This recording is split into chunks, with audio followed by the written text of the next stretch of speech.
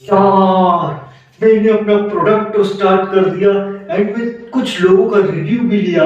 लोगों का रिव्यू तो काफी पॉजिटिव आ रहा है। अब सोच रहा हूँ इस प्रोडक्ट को, इस छोटे से अपने ब्रेन को बड़े लेवल पे लेके जाऊं, लेकिन मेगा मार्केट तक इसे इतनी जल्दी कैसे पहुंचाऊं? क्या कोई ऐसा तरीका है जो इसको जल्दी कर सके? ये कैसे होगा? हाँ जी, सो गाइस, के हाल चाल? आज का हमारा टॉपिक है, is hype marketing can make anything a brand. मतलब कि किसी भी प्रोडक्ट की या किसी भी चीज की हाइप क्रिएट कर दी जाए मार्केटिंग के तरीके से, तो क्या वो ब्रांड में कन्वर्ट हो सकती है? मेगा ब्रांड के लो, व्हाटएवर इट इज। बट अब इस सवाल का जवाब है जी हाँ, ये पॉसिबल है। आज के टाइम में हाइप मार्केटिंग एक ऐसी चीज है जिसको आई थिंक मतलब पता ही होगा सबको कि हाइप क्या है, लेकिन उसका डिटेल में मार्केटिंग वर्जन वाला जो वर्जन है वो थोड़ा सा डिफरेंट है। अब देखो क्या होता है गाइस, हाइप का मतलब है किसी भी एक चीज के बारे में लोगों को ज्यादा से ज्यादा पता हो, मतलब एकदम से उसकी हाइप क्रिएट कर देना। जैसे फॉर एग्जांपल अगर मैं मूवी का एग्जांपल लूं, तो जैसे सपोज एग्जांपल है जो भी बहुत मेगा मूवी सेट हुई है, ये हो गया शाहरुख खान की जो मूवीज थी, जवान एंड ये बाहुबली एंड केजीएफ, पुष्पा वगैरह वगैरह, ये मूवीज ने क्या किया?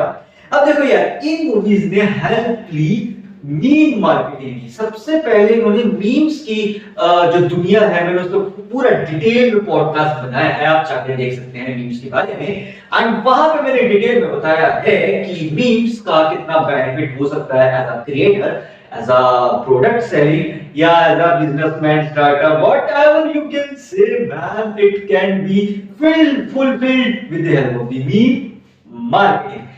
लेकिन जो हाइप मार्केटिंग है वो थोड़ी सी डिफरेंट है। अब देखो यार, हाइप का मतलब होता है बेसिकली किसी भी चीज के बारे में लोगों को अंदर एक्साइटमेंट पैदा करना, कि मतलब लोग एक्साइटेड हो जाएं, अट्रैक्शन क्रिएट करना एक स्पेसिफिक टास्क या एक स्पेसिफिक प्रोडक्ट के लिए। अब सुनने में तो बहुत इंटरेस्टिंग लगता होगा, लेकिन यह इतना भी आसान नहीं है, क्योंकि आपको इसके लिए बहुत ज्यादा ब्रेन स्ट्रॉमिंग करनी पड़ेगी, ऐसी स्ट्रैटेजीज लगानी पड़ेगी कि उसकी हाइप क्रिएट हो।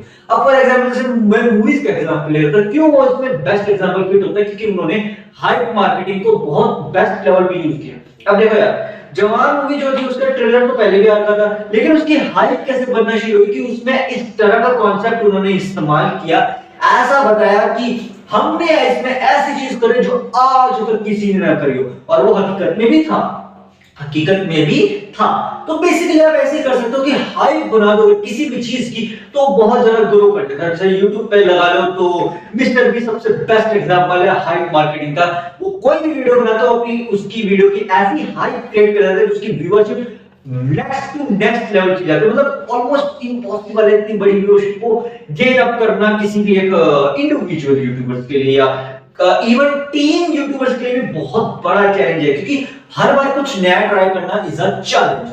अब रही बात हाइप मार्केटिंग की, तो हाइप मार्केटिंग का ऐसे बेनिफिट ले सकते हैं कि ये तो आपको समझ आया कि लोगों के बीच में एक्साइटमेंट क्रिएट करना है, लोगों को अट्रैक्शन अटेंशन ग्रैब करना है। एक बार लोगों का अटेंशन आपके प्रोडक्ट पे, आपके मार्केटिंग स्ट्रेटजी पे आ गया, मार्केटिंग स्ट्रेटजी का ऑब्वियस बात है, ब्रेन वे है, लेकिन अगर वो आपका सही ढंग से आपका प्रोडक्ट समझ गए तो may be there is a chance कि आपका प्रोडक्ट मेगा प्रोडक्ट भी बन सकता है। अब देखो, जैसे मैंने स्टार्टिंग में बोला था कि ब्रांड आपने सब कुछ स्टार्ट कर लिया, प्रोडक्ट आपने स्टार्ट कर लिया एंड आपने उसको छोटे लेवल पे सेल किया एंड आपको लोगों के पॉजिटिव रिव्यू मिल रहे हैं। जब आपको लोगों के पॉजिटिव रिव्यू मिल रहे हैं तो आपके अंदर कॉन्फिडेंस आएगा कि जब लोगों के पॉजिटिव रिव्यू मिल ही रहे हैं तो इसको थोड़ा बड़े लेवल पे लेके चलती है ना, ताकि बड़ी ऑडियंस तक ये जा सके एंड क्या पता वहां पे बेनिफिट भी ज्यादा हो, प्रॉफिट भी ज्यादा हो, एंड इवन अगर आप अपनी टीम को डेवलप करना चाहते हो कि मेरे साथ मिलके टीम काम करे, तो may be there is a chance कि it could become a big brand. Because यार ऐसे बहुत एग्जांपल आज के टाइम पे सेट हैं जो सोशल मीडिया के थ्रू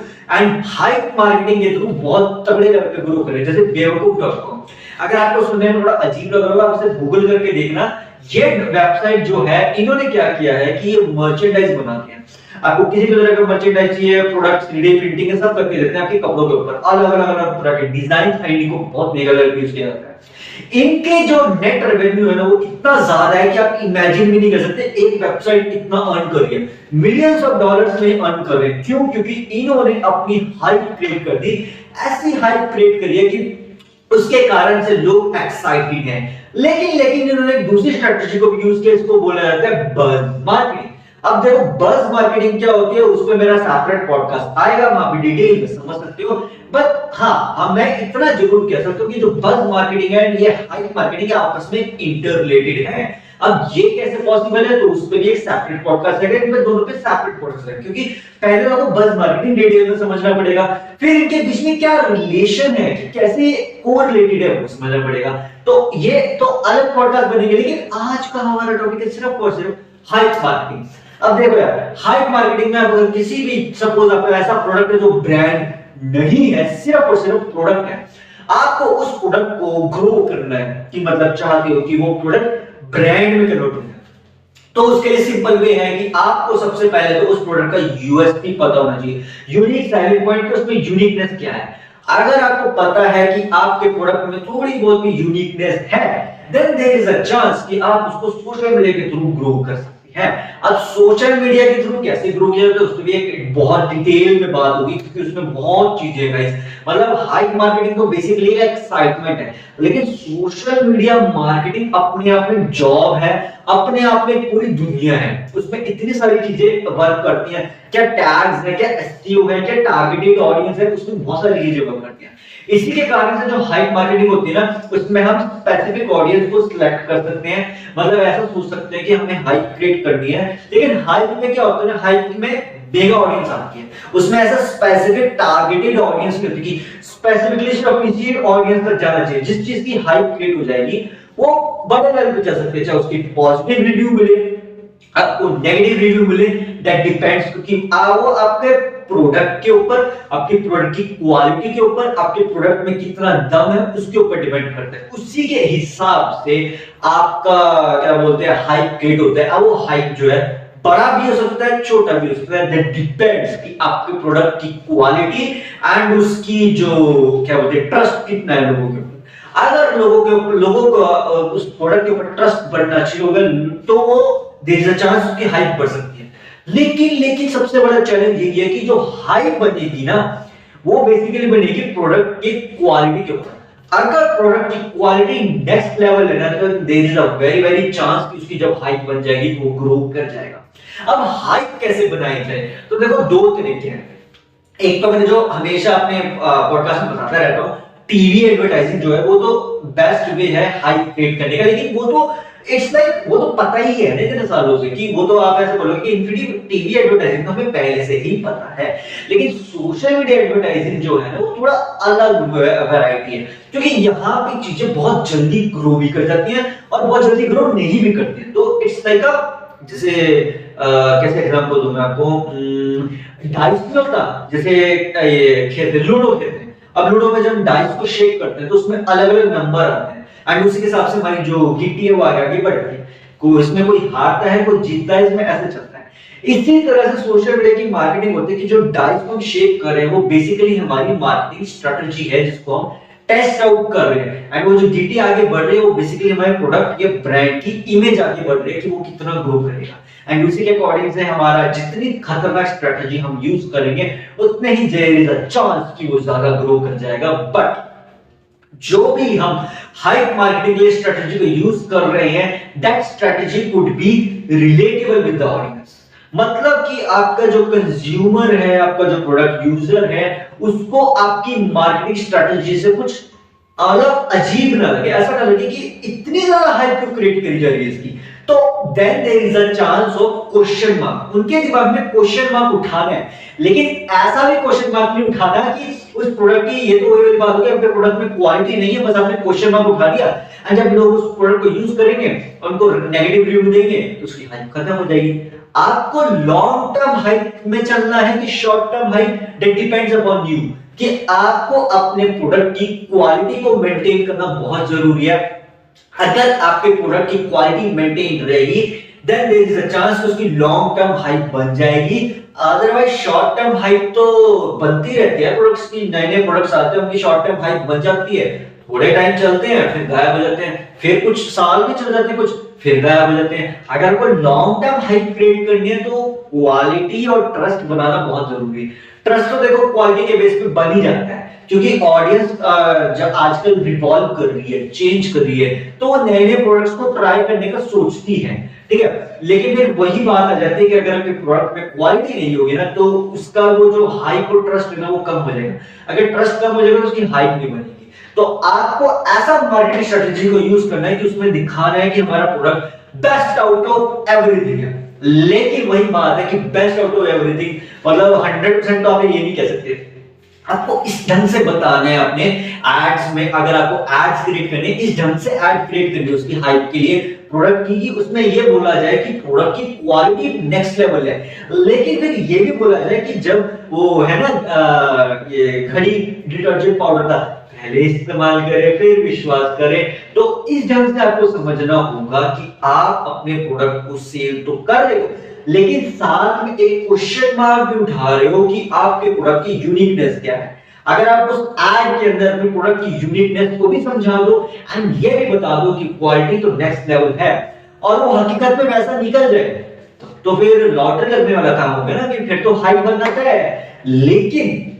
लेकिन आपने सवाल तो उठा दिया, आपकी product quality up to the mark नहीं है, कि मतलब ऑडियंस को ऐसा लगा ठीक ही है यार प्रोडक्ट, मतलब ठीक ही है, ठीक ही है नहीं, उनको हाइप क्रिएट करनी है, उनको बोलने ठीक ही है नहीं, it's a best out of everything. ऐसी चीज ना कभी हुई है ना कभी हो सकती है, ऐसा क्रिएट करना है हाइप। अगर आप ऐसी हाइप क्रिएट करोगे then the business growth will be boom. लेकिन फिर ये बूम तभी होगा प्रोडक्ट में दम होगा, क्वालिटी होगी उसकी। अगर प्रोडक्ट में क्वालिटी है तभी वो बूम करता है। ये जो मैंने जिन मूवीज का नाम लिया ना, इन मूवीज के अंदर क्वालिटी थी, इनकी मूवीज का कंटेंट के अंदर क्वालिटी थी, then there is a chance कि वो बूम करके इतना बड़ा मेगा मार्केट क्रिएट करेंगे। अगर इनके प्रोडक्ट के मूवीज की क्वालिटी ना होती तो इतनी हाइप बन नहीं जाती, तो उसका कोई बेनिफिट नहीं। एग्जांपल के तौर पे आदि पुरुष मूवी है गाइस, तो इस मूवी की कितनी हाइप बनी थी ना, लेकिन निकला क्या तो सभी को पता ही है। तो इसी तरह से आपको चीजों को समझना है कि आपको बेसिकली अपने प्रोडक्ट की क्वालिटी पर बहुत ध्यान देना है कि वो ऐसा हो कि ऑडियंस उसके साथ रिलेट कर जाए, मतलब उसका जो डिजाइन है वो इतना ज्यादा नेचुरल हो कि लोगों को लगे हाँ यार ये चीज तो हम नॉर्मली यूज करते ही हैं। मतलब स्टाइलिश तो हो नो डाउट, क्योंकि आजकल ट्रेंड के हिसाब से चलना बहुत जरूरी है, आई अंडरस्टैंड। लेकिन ट्रेंड के हिसाब से आप जरूर चले, लेकिन वो प्रोडक्ट इतना नेचुरल जरूर हो कि वो बहुत ही ज्यादा अजीब ना लगे, कि मतलब ऐसा लगे जैसे सपोज आपने घड़ी बनाई, ठीक है, प्रोडक्ट आपने घड़ी का डिजाइन स्टाइलिश बना दिया, ऐसा भी कोई फंकी शंकी अजीब सा नहीं बना दिया कि वो देखने में लगे ये क्या पहन रखा है। तो ऐसा भी ना हो कि मतलब ट्रेंड के हिसाब से तो चल रही है, आपने बहुत ही यूनिक प्रोडक्ट बना दिया, लेकिन ऐसा ट्रेंड बना दिया कि वो देखने में अब भी तो अच्छा लग रहा है, जब उसका ट्रेंड चला जाएगा तो जो भी आपका कंज्यूमर उसको लगेगा ये क्या प्रोडक्ट है बे, इसका तो ट्रेंड भी नहीं है, तो वो शिफ्ट हो जाएगा नए प्रोडक्ट की तरफ। लेकिन अगर आप ट्रेंड के हिसाब से डिजाइन को लेके चलो लेकिन वो नेचुरल भी लगे, जैसे ये घड़ी है, अब ये भले ही ट्रेंड के हिसाब से ना हो, मतलब मुझे देखने में लगती है, लेकिन ये नेचुरल है तो ये नेचुरली लगता है यार ठीक है इसको यूज कर सकते हैं। ऐसा लोगों के दिमाग में होना चाहिए, ठीक है हाइप बन चुकी है, ये प्रोडक्ट हम लंबे समय के लिए भी यूज कर सकते हैं, कोई ज्यादा प्रॉब्लम नहीं है, क्योंकि इसमें क्वालिटी भी है, चीप भी है, लेकिन इतना भी चीप नहीं है कि इसकी क्वालिटी बिल्कुल ही डैम हो। मतलब ऐसा प्राइस रखो अपने प्रोडक्ट का कि वो बहुत ज्यादा लो भी ना चला जाए, मतलब ऐसा ना हो जाए 100-200 रुपए का, ऐसा भी हो कि वो महंगा भी देखने में लगे लेकिन महंगा ना भी हो। मतलब फॉर एग्जांपल जैसे बहुत सस्ता होगा 100 रुपए की कोई आइटम, बहुत महंगी होगी 1000 रुपए की, अब मिड में रखो ना 350, 400, 500 के बीच में, तो it will be like a balance, कि सामने वाले को लगेगा यार ये ज्यादा महंगा भी नहीं है ज्यादा सस्ता भी नहीं है, एक बैलेंस है। तो जितना आपका प्रोडक्ट का प्राइस बैलेंस होगा उतना ही ऑडियंस का ट्रस्ट बनेगा, क्योंकि बेसिकली जितने भी प्रोडक्ट्स है ना, ये जो बिग है, या तो उनका प्रोडक्ट का मतलब प्राइस बहुत ज्यादा हो जाएगा, नहीं तो वो एक बैलेंस बना के रखते हैं। उनको पता है कि जो मीडियम प्राइस अगर वो किसी भी प्रोडक्ट का रखेंगे बड़े ब्रांड्स, तो then there is a chance उसकी सेल्स बढ़ेगी ही बढ़ेगी। क्योंकि आज के टाइम में कपड़े जो है, बेसिक कपड़े कोई भी ब्रांड के 350 500 के बीच में मिल जाते हैं। जो बहुत ज्यादा महंगे होते हैं वो तो महंगे रहेंगे ही ना, लेकिन फिर वही बात आती है कि जो मीडियम प्राइस में जो आप किसी चीज को सेल करोगे ना, तो उसका हाइप बनने के बाद उसकी सेल बढ़ जाएगी। क्योंकि हाइप तो आप बना दो, लेकिन उसका प्राइस इतना भी ज्यादा आपने हाई ना रख दो कि वो अफोर्डेबल ही ना हो लोगों के लिए। हमें क्या करना है कि हाइप तो बनानी है अपने प्रोडक्ट की, लेकिन उसका प्राइस अफोर्डेबल रखना है। मतलब इतना भी लो मत रखो, मतलब ऐसा भी ना मत करो कि बिल्कुल ही चीप प्राइस पे चले गए ना। कंपटीशन को ऐसा बनाओ कि कंपटीशन में बैलेंस बना रहे, कि कंपटीशन को तो आप सर्वाइव करना ही है, लेकिन उसका प्राइस भी ऐसा रखो कि आपका भी फायदा हो, प्लस ऑडियंस मतलब जो कंज्यूमर है उसका भी फायदा हो। So basically it's like a win win situation from the both sides, कि दोनों का फायदा हो। If it will be like a win-win situation, in the case of the hype marketing, then there is a chance the profit increase will be almost 10 times better as compared to lowering the price of your product just to show that we are the best. If you will think in your mind that I need to show only this thing that I am the best, I am selling this at a very cheap price, no one is selling at that price, then there is a chance its hype will vanish. So you need to maintain a long term hype. That's why there is a chance you should balance your price so that it could fulfill your needs as well, plus the consumer needs as well. For example के तौर पे guys, जो छोटे छोटे products आते हैं, चश्मे वगैरह, ये सब एक ऐसे प्राइस में आते हैं कि जो कोई भी अफोर्ड कर सकता है। कि ठीक है, महंगा भी देखने में लगे, स्टाइलिश भी है, नेचुरल भी है, लेकिन इतना जरूर है कि इनका जो क्या बोलते हैं यूसेज है वो नॉर्मल है, और उसको देख के कोई अजीब नहीं लगता। अगर वो स्टाइलिश भी है तो वो नॉर्मल लगेगा। फॉर एग्जांपल लेंसकार्ट.com, लेंसकार्ट के जो चश्मे हैं आजकल वो 3D वाले ऐसे फोल्डेबल चश्मे बहुत सारी वैरायटी लेके आते हैं, लेकिन फिर भी लेंसकार्ट के ऊपर ट्रस्ट भी बना हुआ है, क्योंकि उन्होंने एक बैलेंस बनाया हुआ, कि उन्होंने ट्रस्ट बनाया हुआ अपना कि हम आई के हिसाब से, आई की जो परसेप्शन है उसके हिसाब से हम उसको प्रोडक्ट को डिजाइन करते हैं। स्टाइलिश भी होता है, लेटेस्ट मॉडल भी लगता है, और ऐसा भी नहीं लगता देखने में कि यार बहुत कुछ अजीब सा पहन लिया, और अफोर्डेबल प्राइस पे होता है कि 500 700। वो बात अलग है कि अगर आप नजर का चश्मा बनाओगे तो उसका तो प्राइस 1000 1200 जाएगा, लेकिन अगर आप बेसिक चश्मा देखोगे तो 500 600 के बीच में मिल जाएगा। सेम इसी तरह से स्टाइलिश जो चश्मे होते हैं, बहुत ज्यादा स्टाइलिश वाले चश्मे हम कम यूज करते हैं एज कंपेयर टू ऐसे चश्मे जो देखने में स्टाइलिश भी लगे, नॉर्मल भी लगे, अजीब भी ना हो। कि मतलब ऐसा भी ना हो कि चश्मे में सितारे बन रहे हैं, ऐसे ऐसे अजीबोगरीब, ऐसे भी ना हो कि मतलब स्टाइलिश तो हो, लेकिन इट्स लाइक अ या मतलब ठीक है यार स्टाइलिश तो है। मतलब ऐसा प्रोडक्ट हो आपका कि जैसे सपोज आप ऐसा तो प्रोडक्ट, या तो आपका प्रोडक्ट ऐसा हो कि आपने बहुत ज्यादा स्टाइलिश बना के उसे सिर्फ पार्टीज या इवेंट्स में यूज कर रहे हो, लेकिन इसकी जगह पे अगर आप ऐसा प्रोडक्ट बनाओ जो स्टाइलिश भी हो, सीनियरिटी भी हो उसमें, लेकिन वो देखने में नेचुरल भी लगे। जैसे सपोज आपने कोई ऐसा चश्मा बना दिया जो स्टाइलिश तो है, बट आप उसको पहन के ऑडिटोरियम में बैठ सकते हो, या फिर उसको पहन के आप मतलब नॉर्मल लोगों के बीच में भी बैठ सकते हो, मतलब पार्टी स्पेशली कोई इवेंट अकर हो रहा है उसमें नहीं बैठ रहे हो, नॉर्मली अगर आप नॉर्मल लाइफ में भी उसे यूज कर रहे हो, then there is a chance उसकी हाइप बेनिफिट देगी आपको। क्योंकि आपका प्रोडक्ट बेसिकली आपको क्या करना है कि अगर आपको मेगा लेवल पे ब्रांड बनाना है उसे, तो उसका यूसेज नॉर्मल लाइफ में होना चाहिए। ऐसा ना हो कि आपके प्रोडक्ट के लिए स्पेशली कोई इवेंट क्रिएट करना पड़े उन्हें ताकि वो इसे यूज कर सके। उन्हें ऐसा होना चाहिए कि उनके लिए नेचुरल हो यार, आम जिंदगी में भी वो यूज कर सके। उनके लिए ऐसा ना हो कि कोई स्पेशल नीड क्रिएट करनी पड़े स्पेशली आपके प्रोडक्ट को यूज करने के लिए। उनके लिए वो जब नॉर्मल यूसेज में आ जाएगा ना, तब उसकी सेल्स भी बढ़ेगी, वो हाइप भी बेनिफिट देगी और वो ग्रो भी करेगा। जैसे गाड़ियों का एग्जांपल ले लो, ये महिंद्रा थार का कितना हाइप बना था ना। थार को ऐसा बोला जाता है ये तो स्टाइलिश लोगों का शान है, आन बान शान, ऐसे करके उसकी सेल्स बढ़ेगी। ठीक है, अब आज के टाइम में भी थार है 4x4 थार की, तो उसकी हाइप कैसे बनी थी? उसकी हाइप ऐसे बनी थी कि महिंद्रा वालों ने थार को लॉन्च करना था। अब उन्होंने सोचा कि इनके पास इतनी सारी गाड़ियां, एसयूवी है एंड एसयूवी 500, बहुत सारे मॉडल्स हैं, महिंद्रा बोलेरो है, लेकिन थार को कैसे यूनिक बना सकते थे? तो उन्होंने इसकी हाइप क्रिएट करी कि जैसे ये बहुत बड़े बड़े यूट्यूबर्स हैं, इन्होंने इसकी मतलब एक ऐसा फॉर्म में प्रमोशन करी कि ये तो स्टाइलिश लगती है, ये तो युद्ध का यो ब्रांड है। तभी कि आज के टाइम में थार का यो स्टाइल है, मतलब फंकी स्टाइल है, मतलब देखने में स्टाइलिश है, नॉर्मल है, लेकिन इसका तब भी लोगों के बीच में फंकी कूल स्टाइल है, नॉर्मली आप उसी यूसेज में ला सकते हैं। लेकिन फिर वही बात है कि कुछ लोग उसे बहुत ज्यादा लाउड म्यूजिक के साथ यूज करके उसका एक अलग ऑरा क्रिएट कर देते हैं, जिसके कारण से कभी कभी वो थोड़ा सा अजीब भी लगता है। बट या गाइस, बहुत सारे मॉडल्स आते रहते हैं गाड़ियों के, जैसे किया है, किया का जो मॉडल है वो अलग आ रहा है, जीप कंपनी की जो गाड़ी है उसका मॉडल अलग आ रहा है। So basically there is a product, मतलब वो अपने प्रोडक्ट की यूनिकनेस को भी मेंटेन रखे हुए हैं, क्वालिटी को भी मेंटेन रखे हुए हैं, वो उस ढंग से उसकी हाइप बनाते हैं कि वो प्रोडक्ट की सेल्स प्रॉफिटेबल में भी हो एंड वो बैलेंस रहे, मतलब एक स्टेबिलिटी आ रही है। जितनी ज्यादा आपके प्रोडक्ट में सेलिंग में स्टेबिलिटी होगी, उतने ही ज्यादा चांसेस है कि अगर आपने उसकी एडवर्टाइजिंग से हाइप क्रिएट कर भी दी तो वो ग्रो भी करेगा एंड वो बैलेंस में ग्रो करेगा। जितना ज्यादा वो बैलेंस में ग्रो करेगा, then there is a chance कि आपकी जो हाइप मार्केटिंग वो आपको पॉजिटिव रिजल्ट्स देगी as compared to negative results.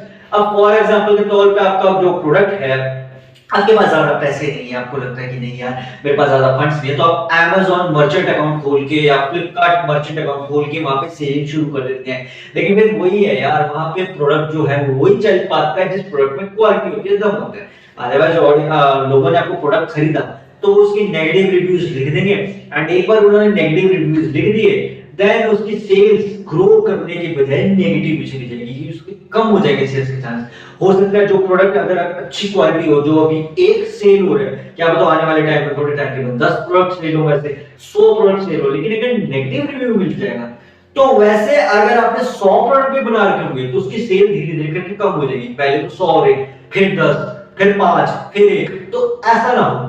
इसी के कारण से डाउनफॉल ना जाए आपके प्रोडक्ट का, कि हाइप मार्केटिंग का बेनिफिट तो देखो हो जाता है क्योंकि वो इंस्टेंटली आपके प्रोडक्ट को ग्रो कर देगी, लेकिन ऐसा ना हो कि आपका प्रोडक्ट पहले तो ग्रो कर गया फिर वो डाउनफॉल की तरफ चला गया। ऐसा नहीं करना ना, को आपको अगर प्रोडक्ट ग्रो कर रहा है तो उसको फिर स्टेबलाइज कर देना। अगर उसकी डाउनफॉल हुई भी है, ऐसा कोई प्रोडक्ट जिसकी डाउनफॉल ना हो, मैं ये नहीं कह रहा कि डाउनफॉल ना हो, प्रोडक्ट ग्रो किया, डाउनफॉल किया, लेकिन डाउनफॉल के बाद स्टेबिलिटी मेंटेन करेंगे। ऐसा ना हो कि बिल्कुल ही डाउनफॉल में, फिर तो बैंकरप्सी हो जाएगी, फिर तो चैप्टर ही क्लोज। आपको उसे ग्रो करके अगर उसको डाउनफॉल हो भी रहा है तो उसे बैलेंस कर दो, उसे स्टेबलाइज कर दो कि वो थोड़ा थोड़ा ग्रो स्लो ऐसे करके चलता रहे, वेव फॉर्म में चलता रहे। जितना ज्यादा वो वेव फॉर्म में स्टेबलाइज रहेगा, then there is a chance उसकी हाइट भी बनी रहेगी एंड वो थोड़ा थोड़ा करके ग्रो करता रहेगा। जैसे एग्जांपल के तौर पे कहा जाए तो गूगल ट्रेंड सबसे बेस्ट एग्जांपल है इस चीज का। गूगल ट्रेंड्स पे आप कोई भी, जैसे सपोज आप एक ह्यूमन या फिर फेमस पर्सनैलिटी हो, आप अपने बारे में रिसर्च करोगे उसको, तो आपको एक गूगल ट्रेंड की रिसर्च करने का तरीका होता है। एक तो होता है नॉर्मली जो पता चलता है गूगल पे ट्रेंड क्या कर रहे हैं, लेकिन गूगल पे क्या सही ढंग से ट्रेंड कर रहे हैं उसकी रिसर्च करनी पड़ती है, उसमें मैप देखने पड़ते हैं, ज्योग्राफिकल लोकेशन देखनी पड़ती है, उसमें डिटेल में देखना पड़ता है। तो वहां पे कोई भी एक स्पेसिफिक कीवर्ड जो होता है ना, उसकी एक हाइप होती है, तो वो हाइप आपको अपने ब्रांड की क्रिएट करनी है। तो बेसिकली आप ये समझो कि गूगल ट्रेंड के ऊपर वो जो कीवर्ड है, वो कीवर्ड का एक हाइप है, अलग अलग एक यूनिकनेस है। वो कैसे? क्योंकि लोग उस चीज के बारे में सर्च कर रहे हैं, तो वो एक डिफरेंट एक उसका वो अपना पर्सपेक्टिव है, एक नजरिया है लोगों को देखने का उस वर्ड के लिए। सेम इसी तरह से लोगों के लिए आपका जो प्रोडक्ट है उसका भी देखने का एक नजरिया है। अगर आप इसको सही ढंग से जोड़ के और हाइप मार्केटिंग में इसको इन्वॉल्व कर दे कि गूगल ट्रेंड्स की मदद से आपने हाइप क्रिएट कर दी अपने प्रोडक्ट की ऑनलाइन। एड्स तो आपको पता है कि आप एड्स क्रिएट कर सकते हो, गूगल एड्स क्रिएट करके गूगल एडसेंस से प्रॉफिट ले सकते हैं, लेकिन उस प्रोडक्ट की क्वालिटी के ऊपर आपको बहुत ध्यान देने की जरूरत है। एंड सबसे इंपॉर्टेंट चीज कि वो स्टाइलिश तो हो, ट्रेंडी भी हो, लेकिन ऐसा भी अजीब ना लगे देखने में कि यार मतलब ठीक है यार अभी तो यूज कर लिया, बाद में यूज करे ना करे क्वेश्चन मार्क ना आ जाए। तो आपको अपने दिमाग को इतना क्लैरिफिकेशन रखना है, इतना क्रिस्टल क्लियर रखना है, उसका डिजाइन स्टाइलिश भी हो लेकिन देखने में बहुत ज्यादा वियर्ड भी हो। अब फॉर एग्जांपल आईफोन है, एप्पल की ब्रांड है, एप्पल की ब्रांड कितनी मार्केटिंग तगड़ी है ना।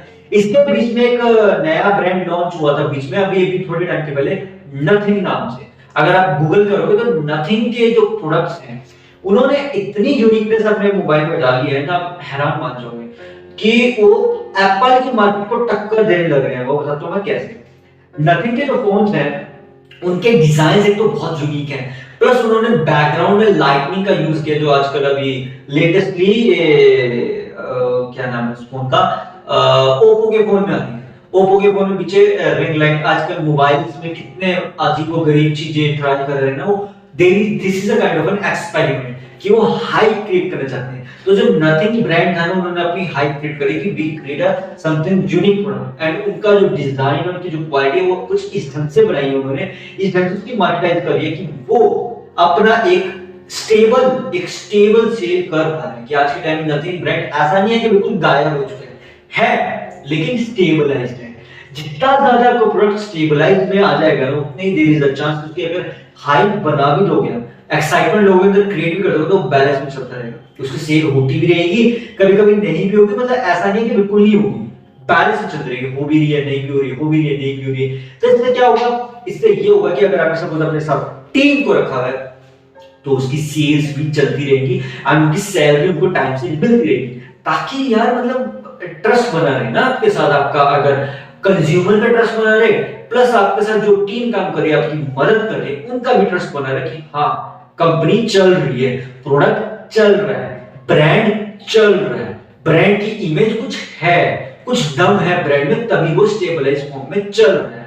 अदरवाइज अनस्टेबलाइज फॉर्म में तो ब्रांड यूजुअली चलते ही रहते हैं, आते जाते सब चलते रहते हैं, आ रहे हैं जा रहे हैं, नए ब्रांड्स आ रहे हैं और नए ब्रांड्स आ रहे हैं, आ रहे हैं जा रहे हैं, आ रहे हैं जा रहे हैं, ऐसे चलते हैं।